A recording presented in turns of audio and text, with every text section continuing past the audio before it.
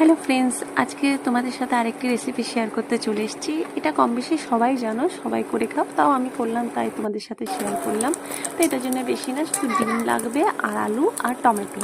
তো দেখো, প্রথমে ডিমগুলোকে আমি অমলেটের মতো ভেজে নিয়েছি।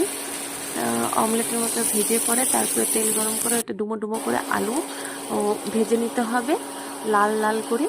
তারপরে লাল লাল করে ভাজার পর বেশিক্ষণ দেখতে পাচ্ছ লাল লাল হয়ে গেছে।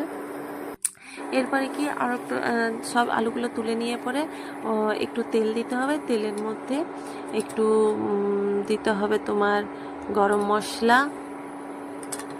দেখো দিচ্ছি গরম মশলা যা যা থাকে, দারচিনি, এলাচ, লবণ, এগুলো দিয়ে আর সামান্য পরিমাণে পেঁয়াজ। এটা দিলেও দিতে পারো, কিন্তু স্কিপও করে যেতে পারো, কিন্তু আমি দিয়েছি মশলা যেহেতু আছে সেই জন্য পেঁয়াজটা একটু হালকা একটুখানি বেশি। আমি তার মধ্যে দেখো টমেটোগুলো দিয়ে পেঁয়াজটা লাল লাল ভেজে পরে টমেটো দিয়ে যেমনি নর্মাল ওয়েতে করে সবাই ভেজে পরে টমেটোর মধ্যে একটু লঙ্কা বাটা দিয়েছি, আদা পেঁয়াজ রসুন বাটা যতটুকু লাগে। তো এটাতে বেশি মশলা লাগে না, বিকজ টমেটো আছে, তো টমেটোর গ্রেভিটাই ভালো বেরোয়, সেই জন্য এটাতে বেশি মশলা লাগে না।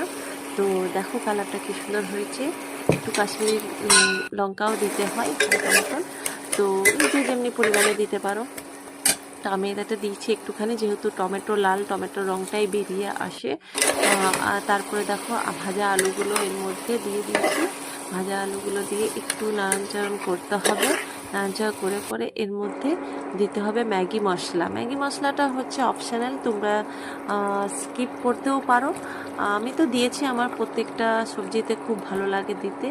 তো দেখো তারপরে ভাজা ডিমগুলো, আলুগুলো সিদ্ধ হওয়ার পর ভাজা ডিমগুলো দিয়ে দিয়েছি।